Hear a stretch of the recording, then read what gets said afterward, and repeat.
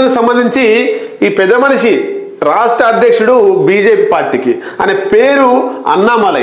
ఆయన ఏం చేస్తాడు? గతంలో ఐపీఎస్ ఆఫీసర్గా ఉండే, పోలీస్ ఆఫీసర్గా మంచి పేరు తెచ్చుకున్నాడు. ఇక విఆర్ఎస్ తీసుకొని వాలంటరీ రిటైర్మెంట్ సర్వీస్ తీసుకొని బీజేపీ పార్టీలో ఏరిండు.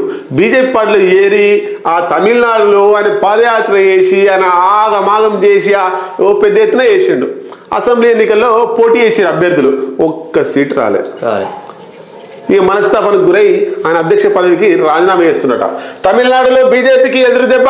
పార్టీ అధ్యక్ష పదవికి రాజీనామా చేసిన అన్నామలై తదుపరి రాష్ట్ర అధ్యక్షుడి రేసులో తాను లేనని విన్నాడు. అంటే ఇక తమిళనాడు చాలా ఒప్పుకోవచ్చు వాళ్ళని. తమిళనాడులో ఉండేటువంటి తమిళియన్స్ ఎవరైతే ఉన్నారో వాళ్ళు చక్కటి దృక్పథంతో ఉన్నారు. వాళ్ళ భాషను, వాళ్ళ యాసను, వాళ్ళ సంస్కృతి, వాళ్ళ సాంప్రదాయాల్ని వాళ్ళు దాటి రారి అంతే. అట్లా బీజేపీ దాని మీద ఆ రాష్ట్రం మీద రుద్దాలని చూసింది. కాబట్టి ఇక ఒక్క సీటు కూడా వస్తలేదు బీజేపీ వాళ్ళకు. ఎంపీ సీట్లు వస్తలేవు, ఎమ్మెల్యే సీట్లు వస్తలేవు. బీజేపీ రాష్ట్ర అధ్యక్షుడే అన్నామలై అక్కడ ఎంపీగా పోటీ చేసిండు, ఓడిపోయిండు.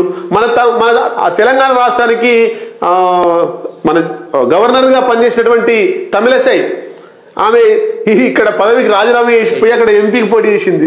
ఈ పదవి పోయింది, గవర్నర్ పదవి పోయింది, ఆ ఎంపీ కూడా గెలవలే. తమిళనాడులో బీజేపీ 0 రాసి పెట్టుకోరు. కాబట్టి ఎన్ని రోజులు ఉన్నా నేను ఎదగను, ఎన్ని రోజులు ఉన్నా నాతోటి కాదు అని చెప్పి ఈ అన్నామలై రాజీనామా చేసిండు. మరి అదే ఐపీఎస్ పదవిలో ఉంటే ఈ పాటికి ప్రమోషన్ వచ్చి మంచి హోదాలో ఉండేటోడు, మంచి సంపాదన ఉండేది, మంచి లగ్జరీ లైఫ్ ఉండేది.